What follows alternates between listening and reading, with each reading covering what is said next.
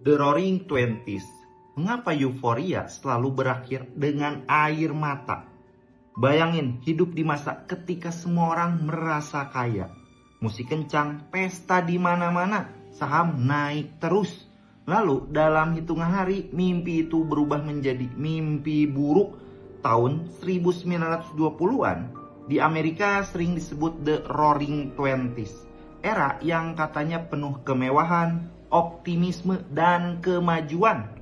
Mobil makin banyak, radio masuk ke rumah-rumah, orang belanja, nongkrong, dansa, dan merasa dunia akhirnya aman setelah perang. Dari luar semuanya terlihat sempurna, kayak masa depan sangat cerah banget. Dan yang paling berbahaya, semua orang mulai percaya satu hal. Kali ini semuanya akan baik-baik saja, akan terasa aman. Lalu euforia itu berubah jadi demam.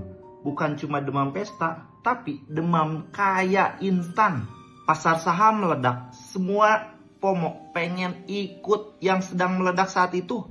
Bahkan orang biasa pun mulai beli saham. Seringkali bukan uang pribadi, tapi hasil pinjaman.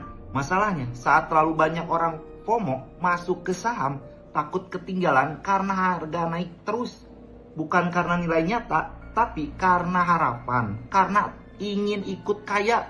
Dan saat harapan terlalu tinggi, bisa jadi itu jebakan. Di Wall Street orang berdesakan. Di rumah banyak keluarga percaya mereka tabungannya itu aman. Di jalanan Amerika terlihat makin mewah. Tapi di balik lampu kota dan musik jazz, fondasinya mulai retak. Lalu datang Oktober 1929, pasar mulai goyah.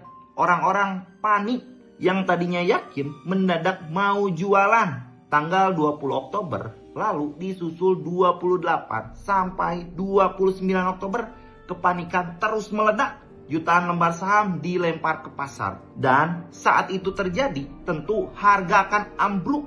Dalam sekejap, kekayaan yang terasa nyata itu hilang seperti asap. Yang bikin ngeri, kehancuran itu bukan cuma soal orang kaya kehilangan uang. Setelah itu, gelombangnya menghantam bank, bisnis, dan pekerjaan.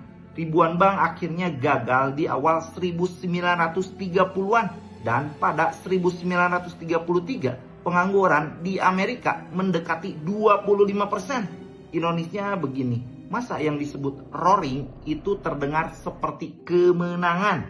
Padahal di balik gemeratnya sudah ada spekulasi, utang, dan ketimpangan yang diam-diam menunggu waktu. Seolah sejarah lagi berbisik.